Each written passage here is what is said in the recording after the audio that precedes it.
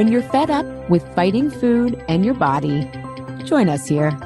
I'm Ali Shapiro, creator of the Truce with Food program and your host for Insatiable, where we explore the hidden aspects of fighting our food, our weight, and our bodies, and dive deep into nutrition science and true whole health. Fair warning, this is not your parents' health care. This is a big rebel yell to those who crave meaning, hunger for truth, and whose lust for life is truly insatiable. Believe me, freedom awaits. Welcome to season 5 of the Insatiable podcast. This season, our theme is eating triggers, namely what triggers the on and off eating cycle. We're focusing on clarity about these eating triggers is a process and a tool. Why is this? When you get clear, you get to the root cause. If you've ever had a health issue that doesn't just seem to go away, it's because you probably haven't gotten to the root cause. So you know how frustrating that is to try different things and nothing work. The second reason we care about clarity is logic doesn't change us. We need to emotionally open up and understand what's really happening for us so that we can move to change. And lastly, clarity equals distance. If you've ever can look back on your life and have quote unquote gotten over something, you realize that you actually worked through it. And the distance gives you a chance to be more objective about the situation, to own your part in it, see where the other person was coming from, look at the context of the situation. And so this is why clarity is so important. So why is our wardrobe categorized as thinner, normal, and bigger, or all Black and non-self-expressive? In today's episode, eating triggers, clothing, lack of confidence, and food, Juliet and I get into the nitty-gritty of clothing, eating triggers, and how it actually makes sense that when we aren't confident in our clothing and turn to food. For our new listeners, Juliet is our co-host OG of Insatiable. She kicked off the launch of Insatiable with us. She's been active in the fitness community for a decade plus. She is a partner and nutrition director for Unite Fitness Studio Franchises, a rapidly growing group and personal training studio, helping to craft Unite's trademark heart, muscle, mind workout methodology. Juliet's also a regular contributor on Fox and ABC News. And when she's not in the studio, Juliet loves to connect with nature, her 2 cats included, and frequently takes trips to Woodstock, New York area to hike and relax. Juliet, clothing. Dun, dun, dun. What are your earliest memories of getting dressed? Okay. Or of clothing in your body, I should say. So many come to mind, Ali. This is a huge trigger for me, or was rather, not so much anymore. But earliest memory, one of them, I think it was my 7th birthday, and my mom rented out, we lived in New York City, and underneath our apartment complex there was like a beauty salon. And so my mom rented out the beauty salons for me and 10 of my 7-year-old girlfriends. And I remember needing to get a party dress for this party.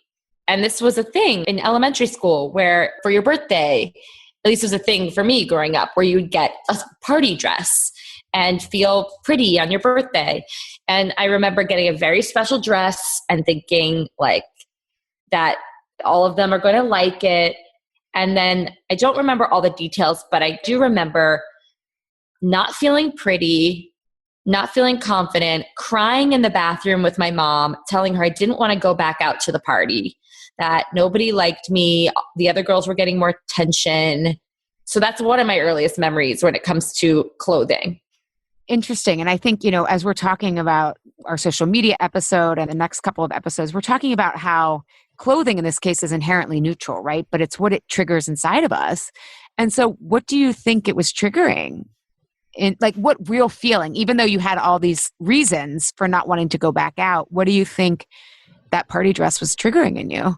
What was the feeling of not fitting in? Feeling like an outsider, not getting the kind of attention that I thought was appropriate on that day, and creating meaning around that to say that I'm not good enough.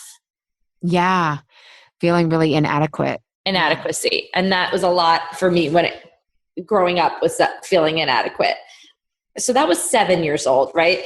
And then I have another distinct memory, which is high school, where I used to get dressed in the dark.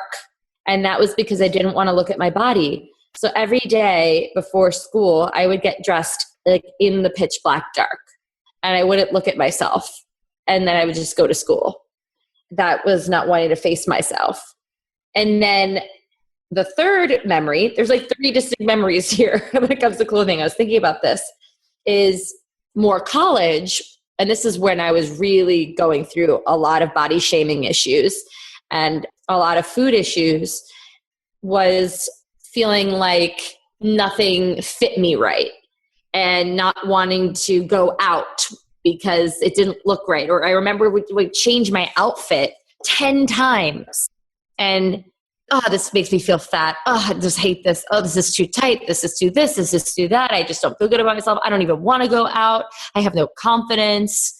And so that's the third memory when it comes to clothing and how much power it had over me in different phases of my life. Yeah, that's that uncertainty. Do I even want to go out? Why isn't this fitting? All that kind of stuff. Yeah, it was funny as we were preparing for this episode. I was like, the first thing that came up is like, ugh, I'm bad at clothing. I was like, what are we going to talk about? Oh, and then, style, right? Like for you, I feel like you have that hang up about yourself that you like don't have style. Well, and it's also admitting that I don't really care. And not that I'm a sloth, people here, but it was interesting as I actually thought about it. One of my distinct memories about clothing came up in relation to my sister. My sister was always very thin and very beautiful. She had that long blonde hair. She was so cute. And I really struggled with my weight. And I remember we would go back to school and it was like this big deal. You know, we didn't have a lot of money, but we would get a certain amount of money for back to school clothing. And we would go to this department store called Horns. It like doesn't even exist. I don't think it was a national thing, but it existed in Pittsburgh. And I remember like my sister could fit into like all the really cute clothing. And I was always like never feeling satisfied in what I wore. And I thought about too, my sister and all my cousins, we were really all close growing up. They always did dance. They took dance up as a sport. And I did like softball and like the more, I guess, like athletics. Well, no, dance is very athletic. But I used to tell myself like, I don't want to dance. And I think I just didn't want to they would wear these tight uniforms. And I think it really prevented me from ever engaging in dance. Because I did do gymnastics when I was like tinier and like 5 or 6 years old. But I was like, I would never want to wear those outfits. And it like really, it's kind of sad. Like it's probably why I never took dance classes growing up. But I thought about that. And then I thought about, I was really, really thin for a time in college. It was my senior year. And when we look at the tail triggers, which we'll get into in a second, and then we got into a lot in the social media episode, but you know, am I feeling tired? Am I feeling anxious? Am I feeling inadequate? Am I feeling lonely? These are the triggers. Clothing themselves does not make us feel this way, but it's what feeling it brings up in us. I felt super confident. There was no uncertainty in my life that senior year of college. Like my grades were in, I had a job offer. Oh no, wait, I didn't have a job offer yet, but I knew that my grades were good enough that I would get one. And I had just come off of a study abroad and I was losing weight, which was all my confidence. And I did the Shire's Honors Program at Penn State, and you had to do a senior thesis. And my whole thesis was on fashion. There was a psychology piece to it, but I felt so confident. I got really into fashion in the sense that like I took more chances and I was more self-expressive. And I wrote this whole thesis on this psychological theory called optimal distinctiveness, that as human beings, we have a desire to be part of a group and belong to your story when you were little, but we also want to be unique and an individual. And I realized that like I was feeling so thin and confident in my body that I was like, I like fashion enough to write a freaking thesis on this. I mean, I talked about how it played out in brands and it was obviously, but it was really fascinating to me. And then I thought about like, as I struggle with weight, part of why I say I'm bad with clothing is because I basically wore all black for like several years. And I used to have that thing with the closet, like so much uncertainty, like what's going to fit, what's not, you know, all that kind of stuff. So it was just interesting thinking about, wow, I actually do have a history with clothing, even though it's not my jam. Yeah, actually the first career I ever wanted to have was to be a fashion designer when I was a kid. Oh, really? Yeah, like in elementary school when they're like, oh, what do you want to be when you grow up? And I would always draw clothing and design, and I would always play dress up with my friends. I mean, hence the whole party dress thing. Like, it was a very big part of my identity, was how I expressed myself was through what I wore. And I would often wear really different things than other kids, even because I love going to thrift stores and getting clothing that was from different eras. I remember I wore these like shoes that were from the 1960s, this whole like lightning bolt bell bottom outfit in the second grade. I should show you some pictures, Ali. It's pretty crazy. But I picked out all my own outfits from a really young age and like knew how I wanted to dress, like what looked, just what was fun. It was a way of self-expression. Well, I'm glad you brought that up because it's interesting. Even though I don't necessarily care for myself, I love and admire people who can put together such beautiful outfits. Like, I really do feel like at its best, it's a form of self-expression. It can be political, it can be just artistic. And I really admire people who are super stylish. Like, I'm like, damn, good for you, I think clothing and being stylish can get a bad rep in that, people who are into that, they're like conceited, or, they are of a certain class. But I don't necessarily think that's always the case when it comes to just wanting to wear things that make you feel good, or it's like a piece of art on your body that, that you're showing. And I think that there's different reasons for wanting to dress a certain way, Yes. And I think when we're worried about looking a certain way versus expressing ourselves and feeling good in it, that's when we get triggered. And oddly enough, I can remember enough times going to try on something and the size was bigger than I thought I was. And then being like, fuck this, and eating at the food court at the mall.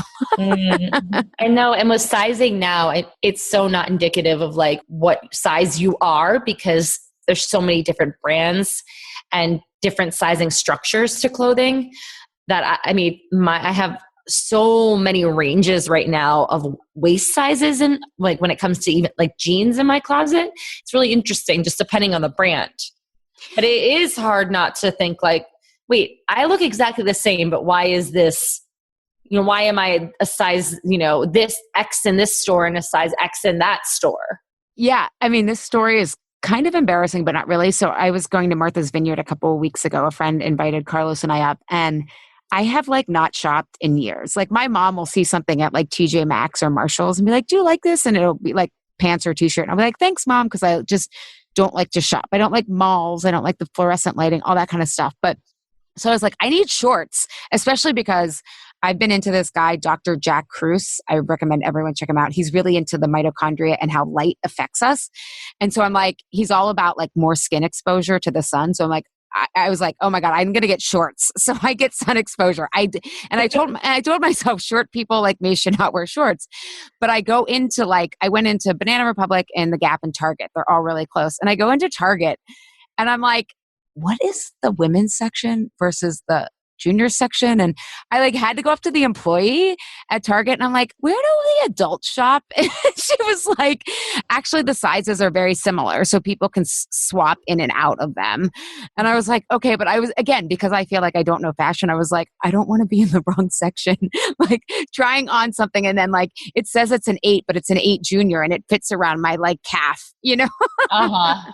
But I thought it was interesting how sizing has changed. She's like, people pretty much interswap. And I'm like, okay, all right, if that's what works. And it totally worked. I got like a pair of shorts that were technically in the junior section, but then I bought a dress in the quote unquote adult section. It was like, but that kind of stuff would trip me up in the past. And now it's just like, whatever. Like it just, I feel like I was like, this is freedom, right? Well, it's just like the scale. You put so much power on the number, right? How much you weigh. It's like, are you putting that much power on the number of what your, pant size is or what your dress size is?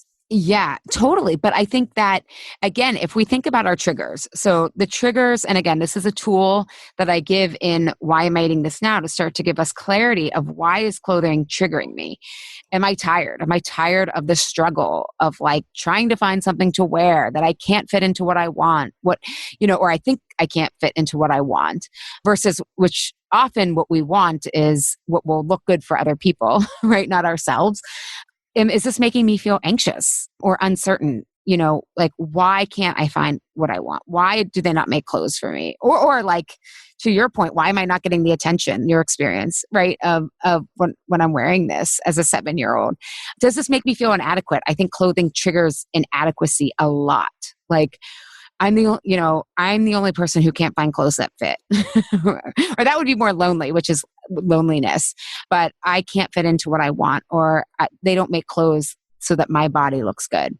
And so figuring out what that specific trigger is, and that trigger triggers a stress response. And as I was thinking about this episode, I was thinking about what often used to make me eat was I would either buy something that was too small because I didn't want to wear the bigger size. And then as it was like squeezing my stomach, I would feel behind. Like, it would trigger that competitor pattern in me. I'm like, I'm behind. I should be further along in my weight loss. But it was because I bought the too tight clothing to begin with. But I didn't know this at the time, right? Or if you wear something too loose and that you don't really care about, you almost feel like a sack of potatoes and invisible. And then you're like, no one's commenting, or I feel invisible and I'm not self-expressed, whether you like clothes or not. And then you eat because of that as well. Does that resonate, or am I the only person who thinks like that? No, not at all. But I was just thinking, for me, everything has spandex in it these days. And so you can kind of get into like 5 different sizes if you wanted to. And so I was playing this game with myself to see like, what is the smallest size jean I can possibly fit into? And then that's the one that I would purchase. And it was like just reassuring, like I'm fit, like I can fit into the smallest size possible, even though it's totally like, it's not real. It's all stretch. Doesn't even make, they all stretch to whatever you want them to be.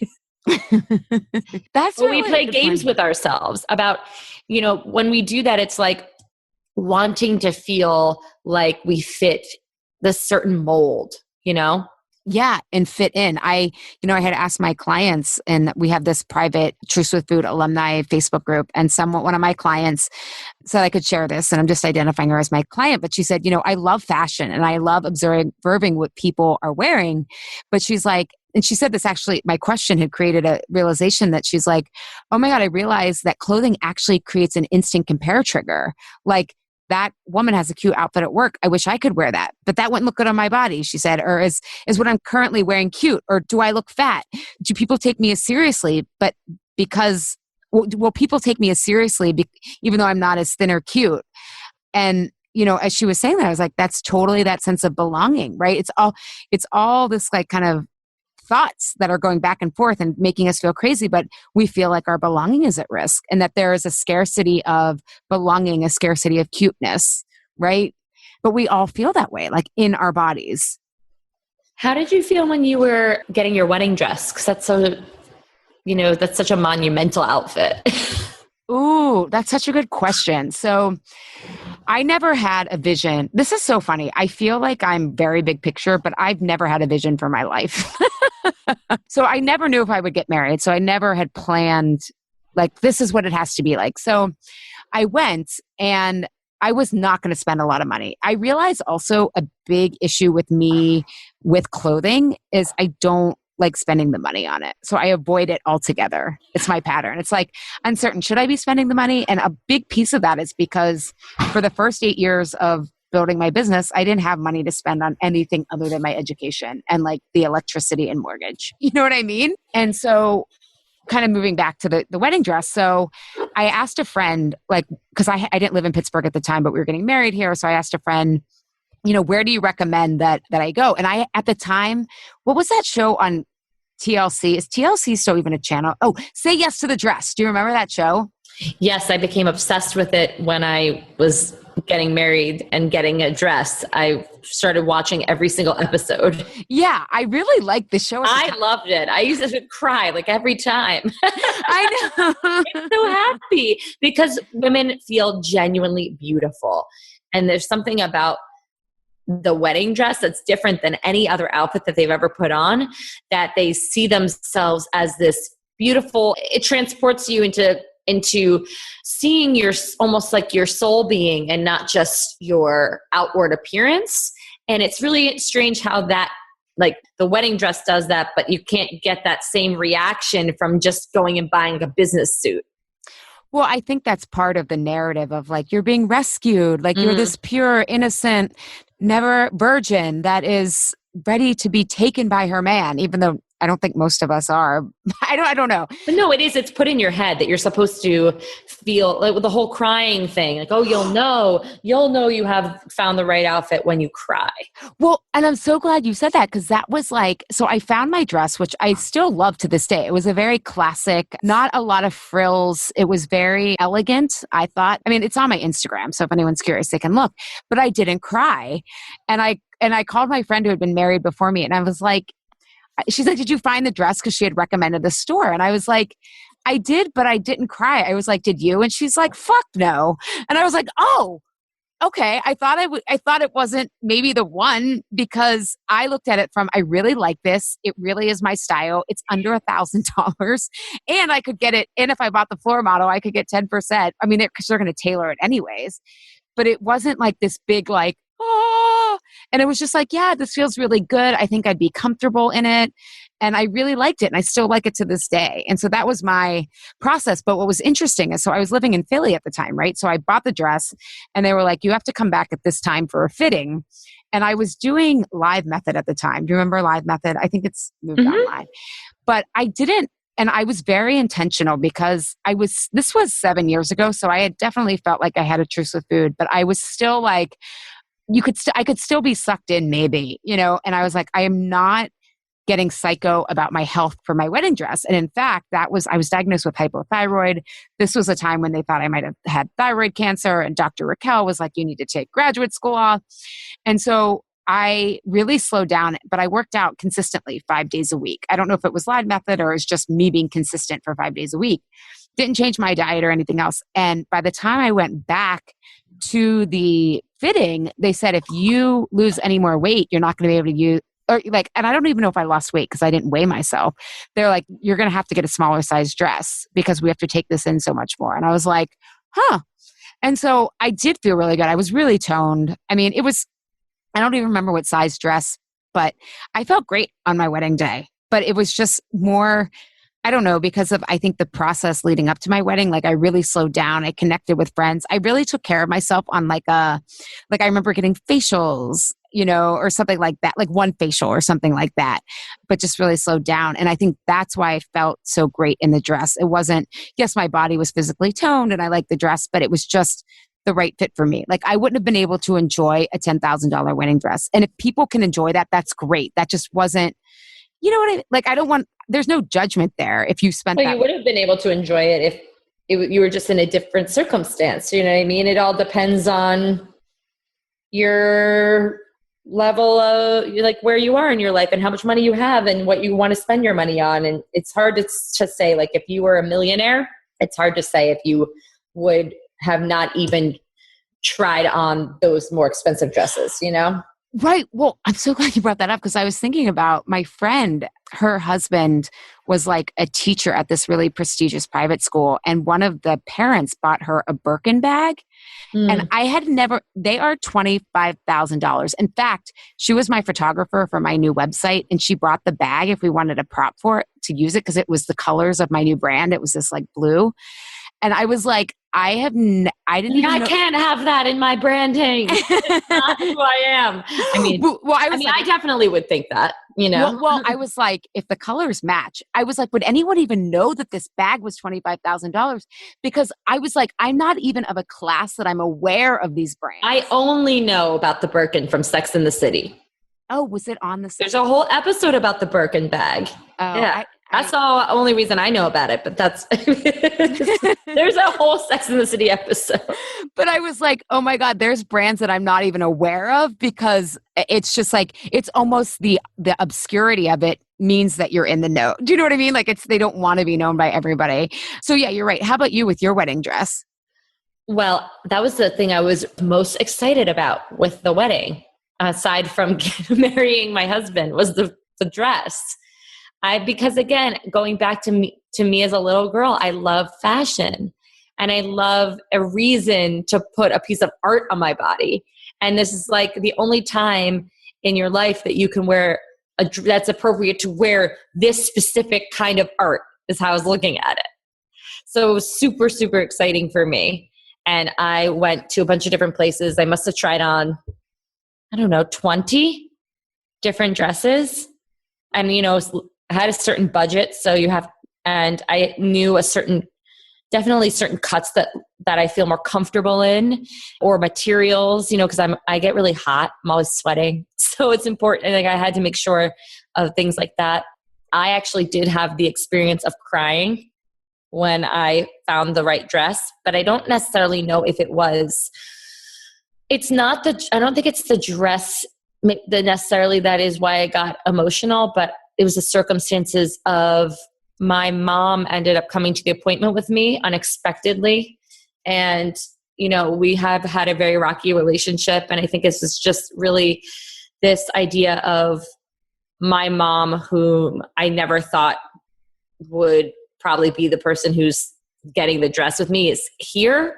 And I think it was more me crying because I felt emotional and not necessarily because, this is definitely the dress. I mean, the dress was so beautiful. So it was like the combination of feeling really beautiful. And I remember saying, I've never felt so beautiful. Like, this dress just fit my body in a way that highlighted my figure. But then having her there was sort of like how I probably had fantasized about, having my mom get my wedding dress with me. And that's not the relationship we have at all. Mm-hmm. So her being there was so random. And so it made me, I think, just feel a lot of emotion. Yeah. No, I can see that, right? It's something also that we're told, like, mothers and daughters bond over, right? Mm-hmm. So it's like, it feels really good. One of the things that you were saying is, and this was funny because this came up in Truths with Food last round, is people were saying, like, well, what do you do? Like, clothes just don't fit me. And I was like, yeah, they don't really fit anybody. That's the problem. And I gave this client like all these ideas, like, maybe you can find designers that work with people with your body. And then one of my clients chimed in, and who was brilliant, and was like, find a tailor. And I was no, it's amazing you say that, because when you get a wedding dress, they clip it, right? Because they're all sample sizes. It's very rare that you're trying on a dress that is your size. So they clip it and around your figure and completely make it like fit to your body. And I think that's part of why women just feel so good in their wedding dress. Most of the time it's the only piece of clothing you'll ever have that is perfectly tailored to your body. Yeah. And as you were saying, I'm like, oh my God, this is why we need a tailor in real life. So, and what I also thought was interesting, you were talking about, like, you love the textures. And when I was going to shop for Martha's Vineyard the night before our flight, because I avoid shopping, I was trying on these shorts and everything. And I don't normally wear shorts. And I was like, my immediate reaction was to look in the mirror, which I think all of ours are. And I was like, I wonder if these look good. And because I knew we were preparing for this episode, I was like, isn't that interesting? I asked the lady what the return policy was, because I wanted to go home and ask Carlos to double check that they look good. And I was like, the first response that I said wasn't like, oh, do I like the fabric with how these feel? Do I like how I feel in this? Does Carlos even know how, like, I think it's hard to ask other people, like, does this look good on me? Because especially for somebody, at least for like my husband, he's like, I don't know what you're looking for me to tell you, because he thinks that it looks good. You know what I mean? It's hard for him to, like, it's all the same to him in a sense. Right. Well, that's what is it? Someone was telling me about a study that women dress for other women. You know what I mean? Yeah, no, for sure. I mean, if you asked me, it would be a really different response than like asking one of our husbands. Yeah. Well, and I wonder if then I'm like, as you're saying that, I'm like, is it to confirm the male gaze? Like, do I care about the male gaze more than what my friends think? Or I don't know. I think for me, it was more just like a second opinion, because I don't feel confident in my fashion abilities. And so, but I mean, but it was just interesting. I was like, we immediately go to the mirror rather than even starting with like these. I wouldn't even tell you I couldn't even name a fabric I liked or whatever, or like, and then thinking like, should I get this tailored? Right. I mean, granted, these were shorts, jean shorts, which are now back in style. That's another thing. I was like, oh my God, didn't we get rid of these in like 20 years? Jean shorts were out? Well, I thought oh my God, I feel, it's clear how bad of a fashion, and I actually dress okay, guys. Like, I'm not a mess, but I just don't know. I don't even like jeans. I just find them really uncomfortable. I have always have crotch sweat. I just like, that's where I'm just like, I call it swamp ass. Like, I always have swamp ass, even in the winter. Like, I walk and I'm just very pitta. I'm always really like hot. And so I have to find things that I know that are going to be supportive for my sweat. That's like a big part of shopping for me, is like, colors. Can't wear too light of a color. Armpit sweat. Somebody was like, oh, just get Botox in your armpits. And then I'm like, oh yeah, that's what I'm going to do. I'm just going to clog up my glands. Oh and my God. Yeah, but yeah, no. So I think it's important. You have to, what's going to feel comfortable, what's not going to make you feel embarrassed because you're dripping sweat down your legs. Yeah, no, and I think really important so that we don't exaggerate clothing if it's already going to be fraught. Like, let's start with, again, and we talked about this in the social media episode, but grounding back to what's important to you. Like, you want your clothing to be functional. So do I. I want my wardrobe to kind of be able to be mix and match. It's when I went out, probably the last time I did major shopping was like in college, right? So a lot of my stuff, I mean, I've gotten rid of some of it through the years, but like last year I went through and I was like, okay, these are the colors that I really like, and like, let's stick to that so that I can always mix and match. So, and not having a lot of pieces is important to me as well. But what fabrics feel good and being okay with getting a tailor. I will tell you, I remember growing up, my friend in high school, her family had a lot of money and she would always she was under 5 feet. So she would always get everything tailored because everything was so long on her. And I incorrectly correlated that getting a tailor is super expensive, but you can go to like the dry cleaner and get things tailored and it makes it so worth it because you feel like it is in alignment with exactly what you need. Because I don't think anything fits anyone off the rack like that well. Like, and this brings up what I was also thinking about is like clothes that were made in like the 70s and the 80s. Like, I know vintage clothing is like really popular, but it held you in so much better, didn't it? Than like this stuff that they make today that's designed to be, what is it called? Fast fashion? Well, I think that things are more cheaply made now. They're not as good quality, so they're not as structured. That's the word. They're not as structured. Yeah. So, but I think it's really important for us to realize that what fabrics work really well with our bodies, let's get a tailor rather than thinking, again, that rather than feeling like we have to fit the mold, we can make the mold that we want. I think that's an important metaphor in general in life. And I think that can go a long way towards us feeling comfortable in our clothing because weirdly, when you feel uncomfortable in your clothing, you tend to overeat, right? Just because of the discomfort, or you don't eat in public and then you come home and eat afterwards because you're like, you make it mean something about your thighs rubbing together or your swamp ass, as you would say, or that your unbotoxed armpits are a sweat machine. You think I'll get sponsored by like a deodorant brand after this? Yeah. I also want to say too that we were talking about you saying as a piece of art. One of the things I was chatting with a client and she was feeling bad about caring about her clothing, but she has a really big job. She's in a leadership position and clothing really does say something when you're in the corporate world, especially she's in the corporate world.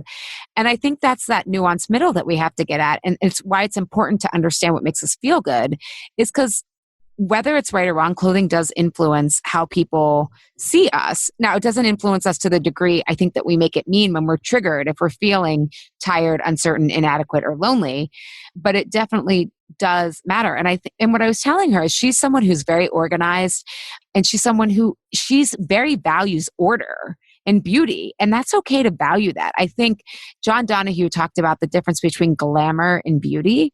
And beauty is a much more, I think, natural value. And glamour is kind of beauty on steroids, right? It's kind of the like, your hair doesn't move and you're spray tanned and you're up, you're going to the Met Ball, right? And that can be fun on occasion as well. Like I love seeing what Rihanna's going to wear or Beyonce, I mean, that is glamour and that's so fun, but that's costume. Right? That's like, I don't know, like you said, a piece of art that you're wearing versus it's okay to care about beauty and order. I mean, I care about order. I think nature is so elegant. I love, beautiful things that are embodied beauty, not just clothing. And I know that when I'm more put together, even if I take just a little bit extra time to, the days that I want to put on a little bit of blush or, put a little color on my lip, I perform better. Yeah. I teach a better class. And it's just that I feel more with it. I feel more together and ready for the day versus if I just roll out of bed and like I just don't feel like I look good. And it's not really judging myself and saying, oh, you're ugly. It's just more like I didn't take the time to really care about myself today. Yeah. As you were talking, I was thinking about like ever since we've kind of been documenting humans' history, there's been like war paint. There's been like, there's always been clothing artifacts. Like a ritual to kind of like prepare for something.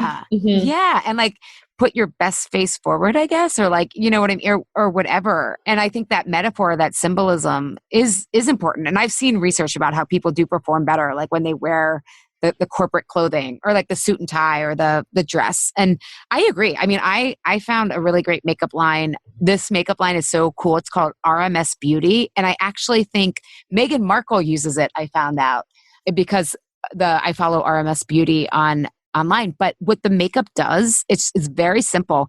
It actually nourishes your skin at the same time. So I use a bronzer and then this like highlighter, this like white highlighter, but it has like, the bronzer has, I think, jojoba oil in it or something else, some vitamin.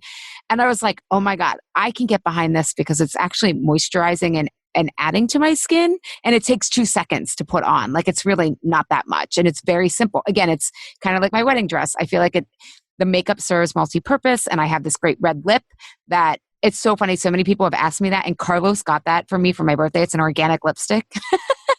He's so much better at fashion. He used to work at the Gap and all this stuff. So he's like so much more stylish than me. but just putting that together, and I found that I really like jewelry. I think because of my history of clothing and struggling with my weight, I always felt like jewelry was the one thing that I could really get excited about and that would look good, because who says my earlobes look bad? You know what I mean? No one says that. But yeah, so I really like jewelry, and I've realized that I really like to wear like kind of look put together on a very basic level, but then wear jewelry and do like a simple makeup. So and sometimes for me, it's hard to go out and socialize because the effort that it takes to look the way that I would want to look, which isn't even that much. I don't do that much. My put together might be somebody's like really unput together. But just thinking about like putting on a little bit of makeup or not wearing my workout clothes or, not putting a hat on, having my hair look somewhat presentable really stresses me out, and where I don't socialize because of that. I'm just like, it's too much effort. I'm just going to stay home. Interesting. So that's at that belonging level that we talk about, like wanting to, because what if you showed up without all the effort? I do that sometimes, but then it just feels not as special to me. And I want to try and create this difference between my day to day, because I'll go out and have a drink with a friend post workout, on a weeknight, sometimes after work. And that's my, I'm in my workout clothes, and I don't feel like bad about it at all, but it's more like this Friday night or Saturday night, trying to get out of my routine and doing something a little more special and just like pushing myself a little bit out of my comfort zone. Sometimes I'm just like, and maybe I'm depleted. Maybe that's what it is. Maybe I just don't have the energy, the resources to do it. And if I had more energy, I would feel up for it. Well, and I also wonder if you're building it up, right? As an avoider, if that's a prominent pattern for you. Avoiders. Oh yeah, I am the avoider. Yeah.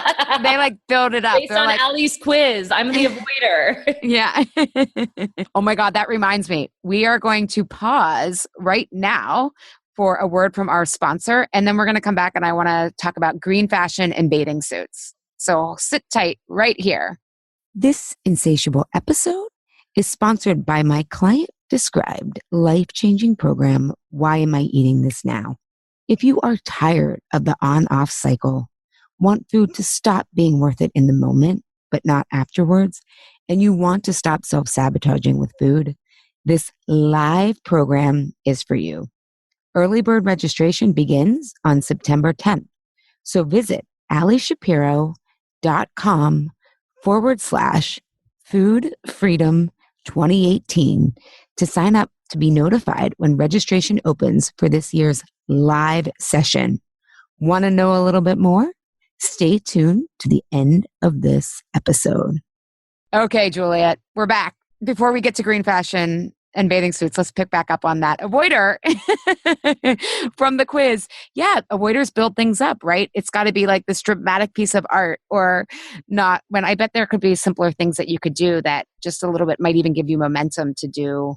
Well, I think if I was a little bit more organized, and like you were saying, if you have less pieces and you know ahead of time, all right, this is what goes with this. And, I always envied that show, What Not to Wear, when they would oh, yes. They would throw everyone's shit in a garbage bag. They're like, no, you're not allowed to have any of this anymore. This isn't suiting you.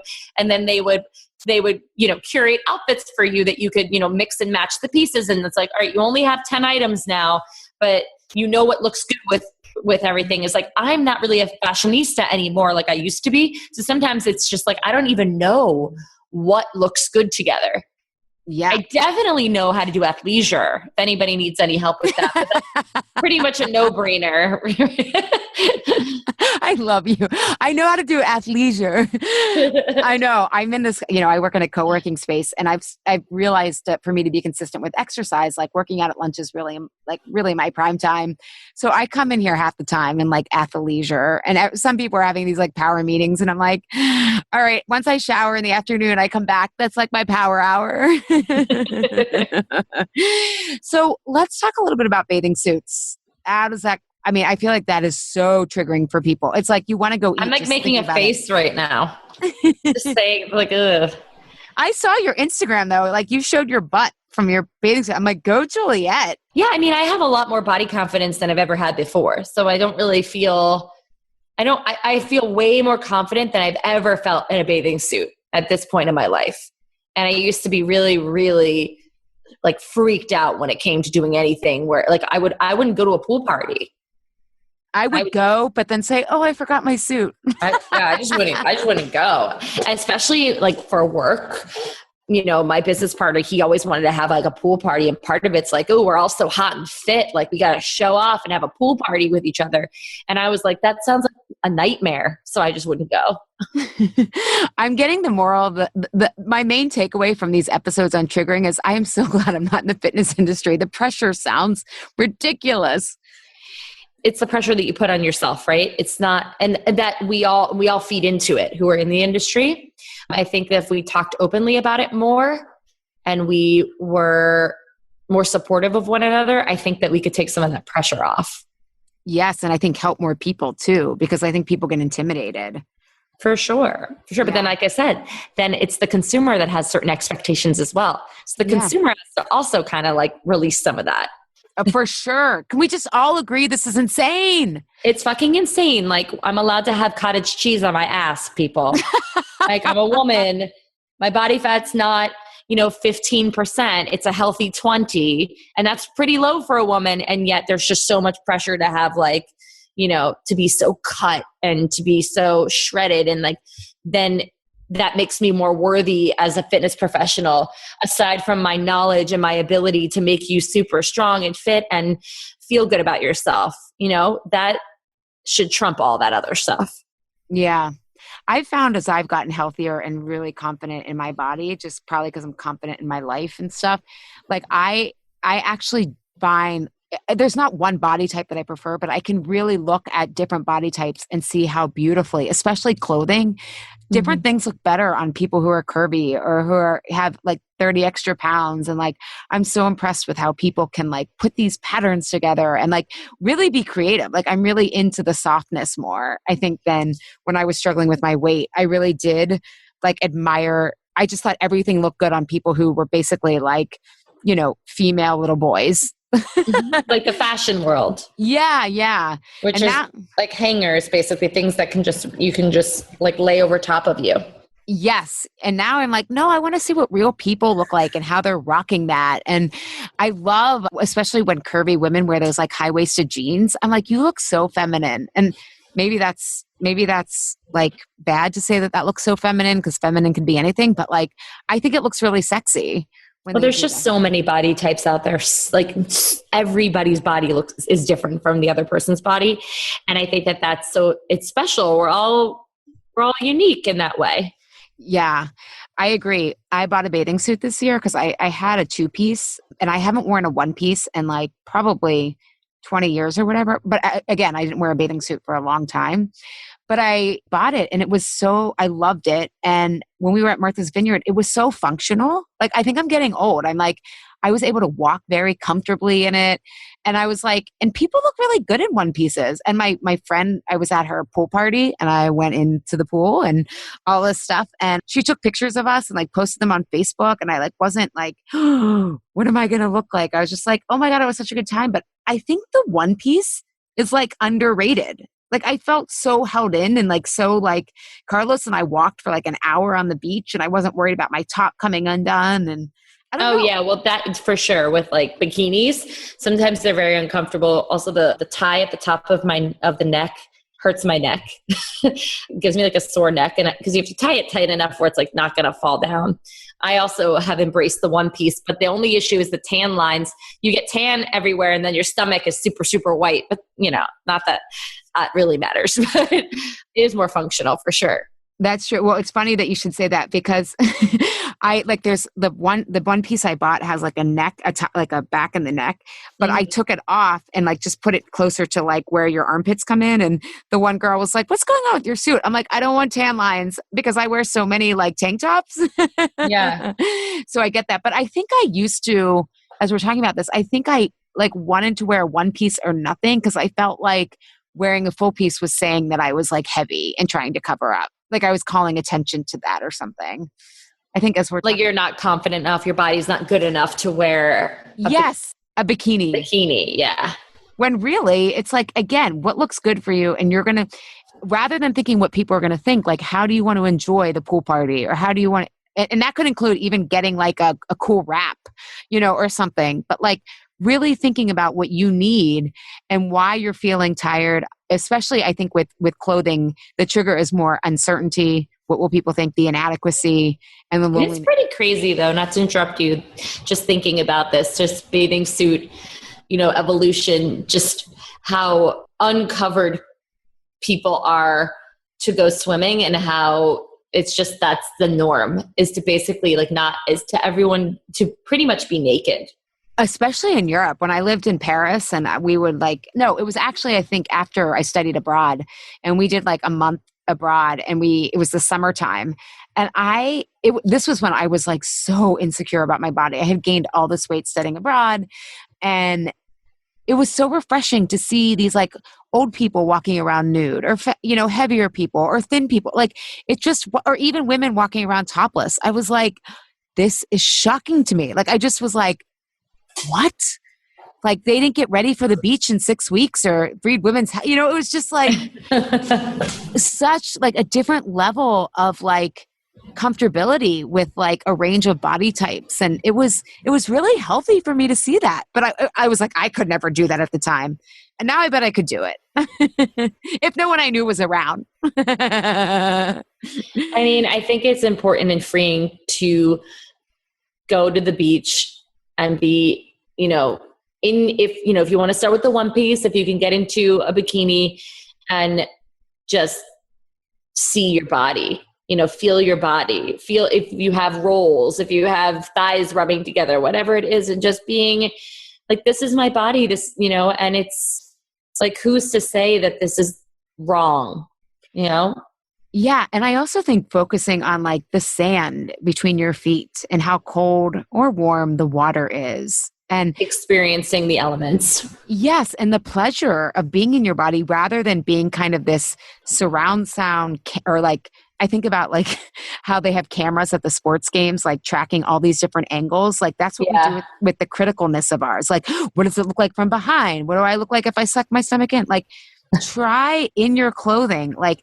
how do I like these textures? What colors do I like versus what I think looks good on me? And what feels really fun and self-expressive? And get a really good tailor. I think makes such a difference in being where you are. I've had so many clients who once they kind of, as we're working together, it's not about weight loss. And It's like just really like cleaning out their closet of what doesn't fit anymore, and just being where they are with it is it's hard to do the editing down or the donating. But then once they do that, it just feels so good to be where they are. And they can buy clothing that, as I would say, as someone who doesn't like to spend money on clothing, you can buy clothing that will change with you. You know what I mean? Like you can buy a dress that like, if you do lose weight, you can put a belt around it, or like wear the right size. And then you could wear a blazer over it that you could eventually take off or whatnot. But there's ways, I think, to really be where you are in the size that you're in, but first focusing on what you want to be wearing and what you feel good in. Because I know, oddly, like I realized I feel really good in like A-line dresses, whether my weight's up or down, but with my body type, those all tend to look pretty flattering.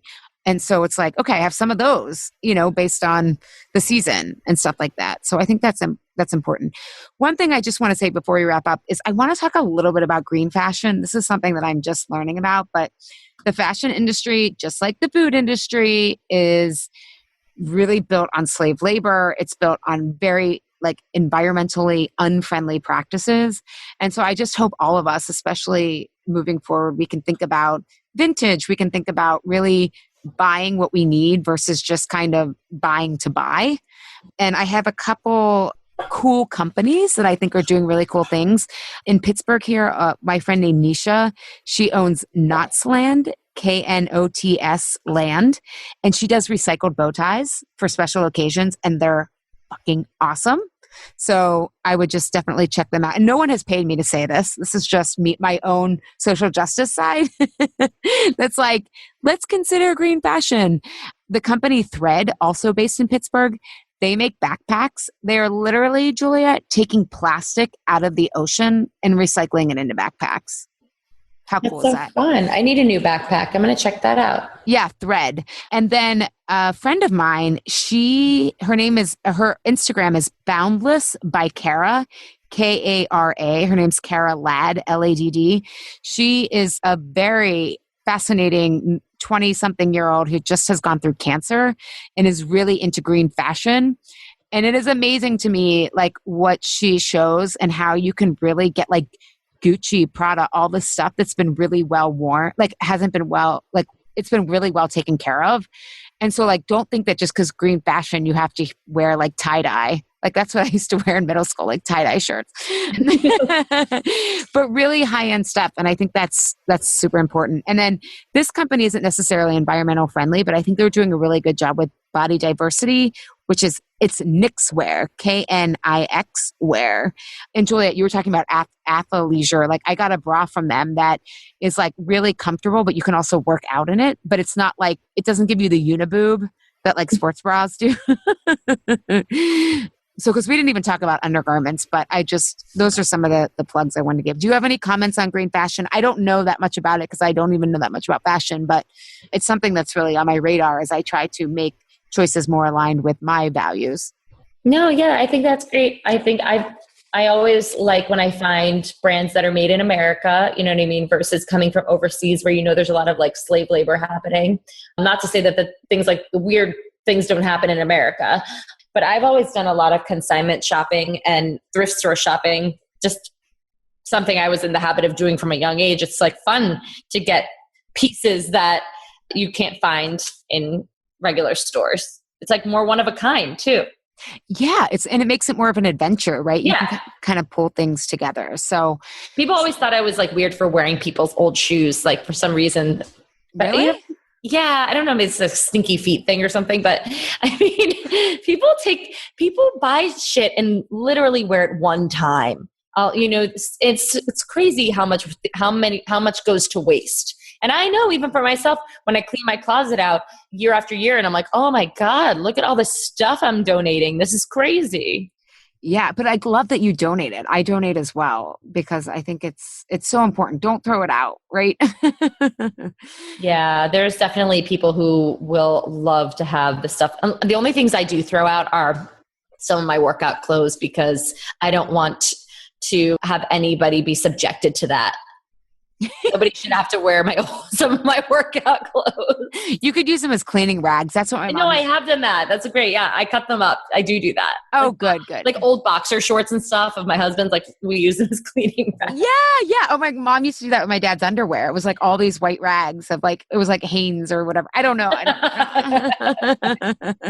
But yeah, any closing thoughts, Juliet? I mean, I just hope people will really like start to be okay with not fitting into whatever size and not even judging based on what size you are. Because to your point, they're all different. Who knows? Like the juniors are seniors and the seniors are juniors, and we're in the upside down. People, binaries are disintegrating. No, it's totally true. I mean, I couldn't even fit into something in the Target. They didn't even have my size, like things like that. I'm like, that doesn't make any sense. Like I'm a pretty average size. So it's just absolutely crazy out there. And we can't let it dictate our emotions and how we feel about ourselves and like having a good day or a bad day. And if you're struggling with, finding something to wear to go out, I mean, I think, Ali, just simplify. It doesn't have to be so crazy. Just simplify it. Yeah. And figure out what you feel good about expressing, because clothing can be very expressive and it can be very political these days, right? Yes. And most importantly is comfort. That's the most important. It really is. Yes. I'm so glad you say that. Figure out what's comfortable for where you are right now. This Insatiable episode is sponsored by my life-changing program, as described by clients. Why am I eating this now? And that's not an exaggeration. Session after session, clients tell me this program changed their life. Or in the case of Shelly, who said, I wish I could bottle this feeling up and give it to everyone. If you're tired of the on-off cycle, want food to stop being worth it in the moment, especially after your clothes don't fit, but not afterwards, and you want to stop self-sabotaging with food, this program is for you. You will learn a clear and exact process with tools for getting to the root cause of why your emotions overpower you and you eat. You also learn with and from a dynamic community that likes to connect over the type of conversations we have on Insatiable. We simplify food, not give you more rules to rebel against. As one Why Am I Eating This Now client says, there's no white knuckling with this process. Early bird registration begins on September 10th. Early birds will receive a discount, early access to the classroom, and a freebie you won't want to miss. So be sure to visit Ali Shapiro /Food Freedom 2018 to be notified when registration opens for this year's live session. Hope to see as many Insatiable listeners there. We're going to have a great, fun, freeing time. Thank you, Health Rebels, for tuning in today. Have a reaction, question, or want the transcript from today's episode? Find me at alishapiro.com. I'd love if you leave a review on Apple Podcast and tell your friends and family about Insatiable. It helps us grow our community and share a new way of approaching health in our bodies. Thanks for engaging in a different kind of conversation. And remember, always, your body truths are unique, profound, real, and liberating.